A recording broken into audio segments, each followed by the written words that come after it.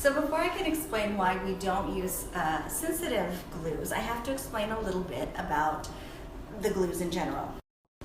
Cyanoacrylates are the kind of adhesives that we use for eyelash extensions. It's all across the board. Everyone uses a cyanoacrylate. Basically, it's a form of super glue.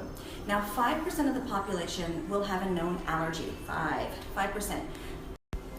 The only thing is that an allergy doesn't show up on your first exposure. It actually shows up on your third exposure.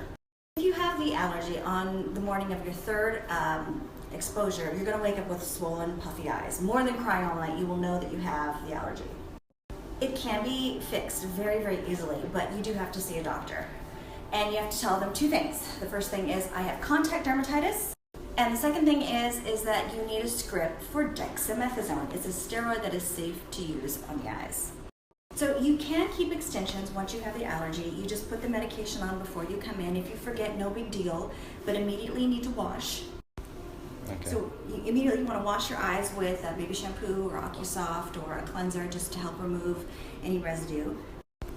And then you put the prescription of the dexamethasone on the eyelids, and it's going to prevent that swelling from happening so you can keep the extensions.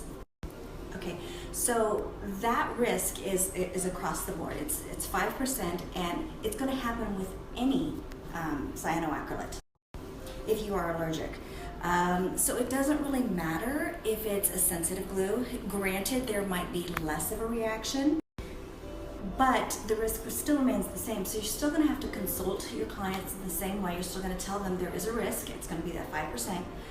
But even more of a detriment to using a sensitive adhesive is that it doesn't hold as well. It doesn't bond as well. So they're going to lose their lashes faster, and they're going to have to come in again sooner, which means that they're going to be exposed to the glue another time.